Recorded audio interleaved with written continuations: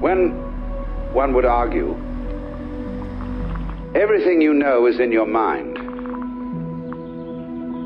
and the distance, the feeling of externality between you and other objects and people is also a content of consciousness. And therefore it's all your consciousness. This, of course, created all sorts of weird feelings. Are things there when I'm not witnessing them, or is there anybody else there?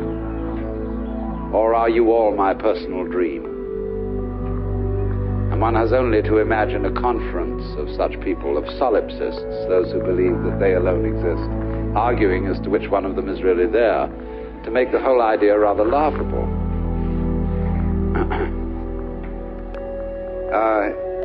And furthermore, there seemed to be no clarity in such philosophical thinking as to what the term mind or consciousness meant. It had long associations with the miasmic and the gaseous by way of images.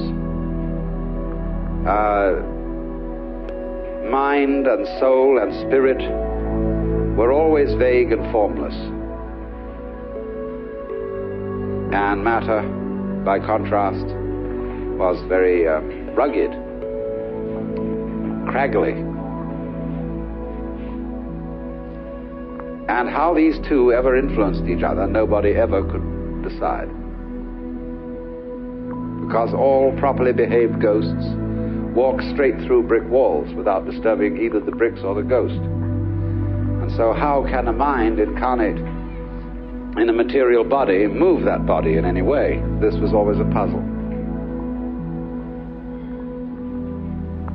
So people began to think that the differentiation between mind and matter was of no use. Because actually what happens in making such a differentiation is that you impoverish both sides of it.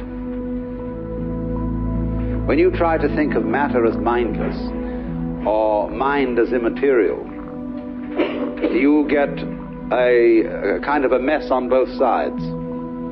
It's the same way when you get a mystic who's not a bit of a sensualist, and a sensualist is no whit of a mystic. Such a sensualist is boring. Such a mystic is a fanatic. Too spiritual. It's the same when we divide the medical profession from the priesthood. Both are losers. Not just because they lose their so-called opposite half, but the problem is when you separate a doctor from a priest, you do more than create a specialization out of what was originally one field. You create two specializations. Because a priest-physician is more than a priest plus a physician. By having, as it were, the binocular vision from medicine and from religion, he just doesn't see two added areas. He sees the area in three dimensions as a result of this combination. Well, in a similar way, when we have the concepts of mind and matter working separately, both are impoverished.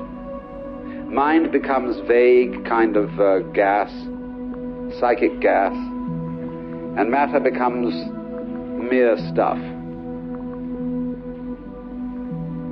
But you see, what has enabled us to make a